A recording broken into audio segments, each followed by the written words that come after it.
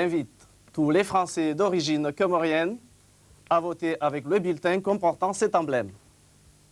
Oui, les nouveaux écologistes n'ont rien à voir avec l'extrême droite, ni avec le Parti socialiste. Nous sommes des modérés. Pas d'abstention. Donnez la parole à votre cœur pour faire aboutir 3 projets. Pour la défense des animaux et l'interdiction de la vivisection, il nous faut des millions de voix. Votez, faites voter pour les nouveaux écologistes, pour la création d'un temps minimum de travail garanti et l'aide aux défavorisés. Votez, faites voter pour les nouveaux écologistes, pour une écologie libre, indépendante, forte, active, non soumise au Parti socialiste. Votez et faites voter pour les nouveaux écologistes. Mettez du bonheur dans les urnes. Prenez le trèfle à 4 feuilles, votez et faites voter pour les nouveaux écologistes.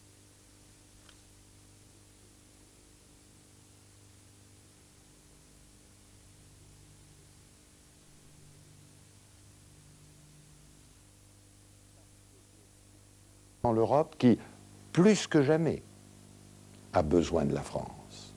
Et puis tout simplement parce que j'ai confiance dans les Français. Une fois le référendum passé, n'oublions pas que la tâche essentielle de l'opposition consistera à se rassembler pour gagner les élections législatives et assumer l'alternance politique et donc le redressement économique, social, moral de notre pays. Et n'en doutez pas, je suis résolu à m'engager de tout mon cœur et de toutes mes forces dans ce combat.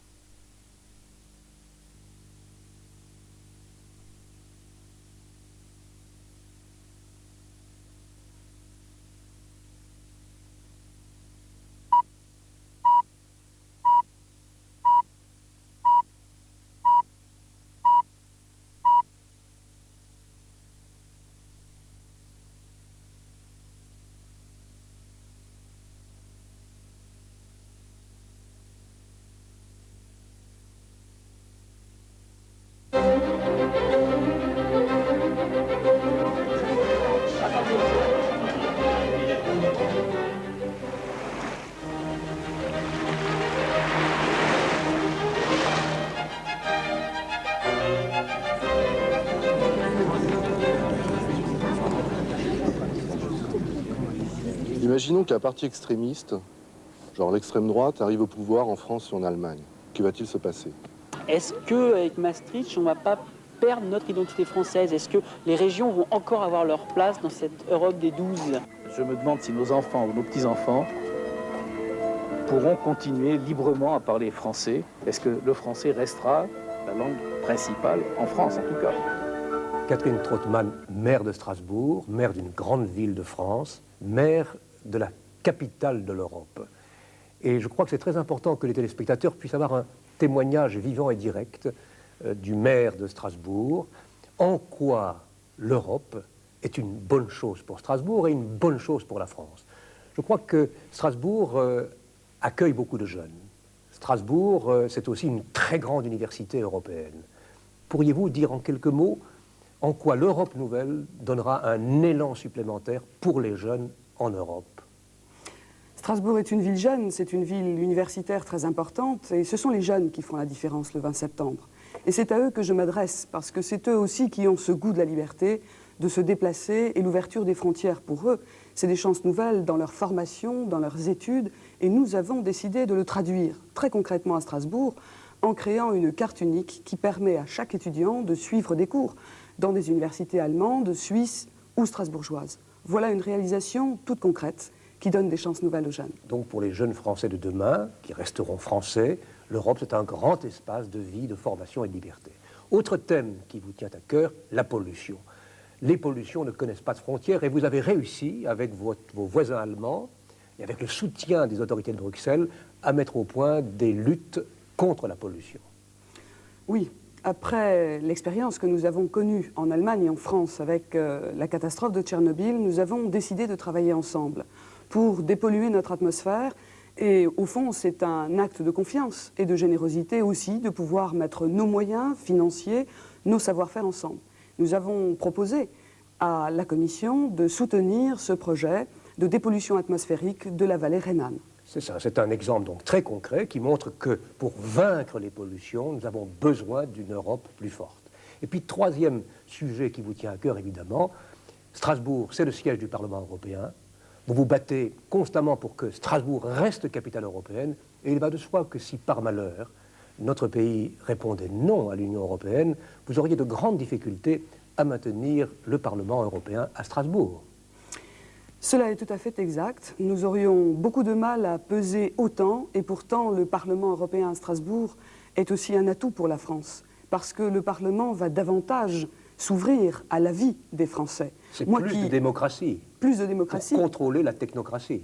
Pour contrôler la technocratie, exactement. Et moi qui représente les Français dans ce Parlement européen, je suis évidemment extrêmement heureuse que nous puissions maintenant être associés aux décisions, de pouvoir davantage porter la parole de mes concitoyens, mais en même temps aussi que les Français puissent s'adresser au Parlement européen pour apporter leurs problèmes et leurs propositions.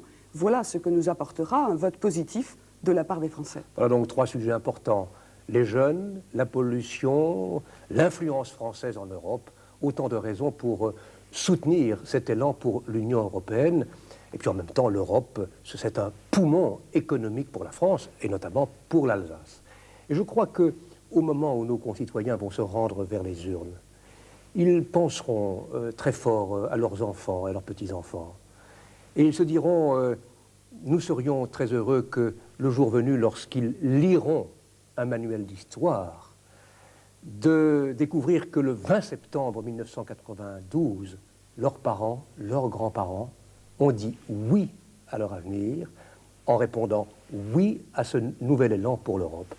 Et c'est pourquoi je crois avec vous, Catherine Trautmann, que cette dynamique, cet élan pour la modernité, pour l'avenir, pour l'Europe, ne sera pas brisé par les Français. Et au dernier moment, ils seront une majorité à dire oui à la vie, oui à l'avenir, pour leurs enfants et pour eux-mêmes.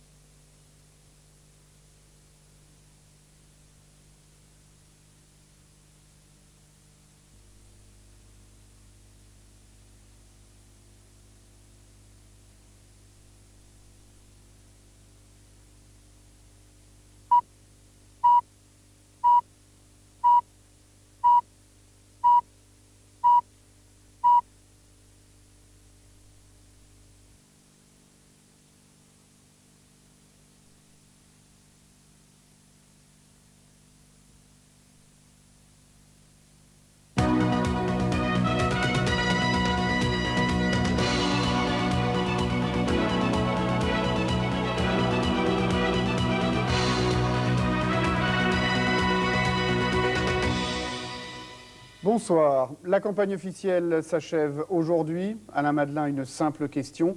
Quelle est la signification du scrutin de dimanche? Je crois qu'on a déjà tout dit dans cette campagne électorale et les Français commencent sûrement à avoir une opinion. Mais s'il faut aller à l'essentiel, qu'est-ce qui reste? La construction européenne, c'est un espoir et une chance pour les Français. Et puis si on sort de nos frontières, si on regarde les pays qui souhaitent la poursuite de cette construction européenne, pour nous rejoindre, il y a des pays riches. La Suède, la Norvège, la Finlande, l'Autriche, même la Suisse. Et puis il y a aussi qui frappent à notre porte les nouvelles démocraties d'Europe de l'Est, la Hongrie, la Pologne, la Tchécoslovaquie. Nous avons des responsabilités vis-à-vis de ceux qui se sont libérés du communisme à l'Est. Et en France, ceux qui aujourd'hui sont pour la poursuite de cette construction européenne et qui s'apprêtent le plus à se prononcer en faveur du oui, ce sont les jeunes. L'Europe, c'est l'espoir de la jeunesse. Et vous êtes responsables de l'espoir de la jeunesse. Ce sera le sens du vote dimanche. François Bayrou, nous sommes dans la dernière ligne droite, à 48 heures du scrutin. Quel est l'ultime message que vous désirez adresser aux électeurs? Vous le savez, le oui et le non sont au coude à coude. Et donc chaque vote risque d'être décisif. Ce qui fait que les Français, dans l'isoloir, vont être dans une situation inhabituelle. Ils ne vont pas être électeurs simples, ils vont être en réalité dans la même situation que celle de chacun des chefs d'État qui se sont succédés depuis la guerre. Ils vont avoir à répondre en conscience à la question « est-ce que vous voulez poursuivre ou est-ce que vous choisissez d'arrêter la construction européenne ?» Une question essentielle. Et chaque fois, des hommes aussi différents que De Gaulle, Pompidou, Giscard, Mitterrand, avec des opinions différentes, lorsqu'ils ont eu à trancher, ils ont consulté, ils ont regardé le monde et ils ont choisi de poursuivre la construction européenne. Ils ont choisi de ne pas laisser la France seule. Je suis persuadé que les Français feront la même réponse. Messieurs, je vous remercie.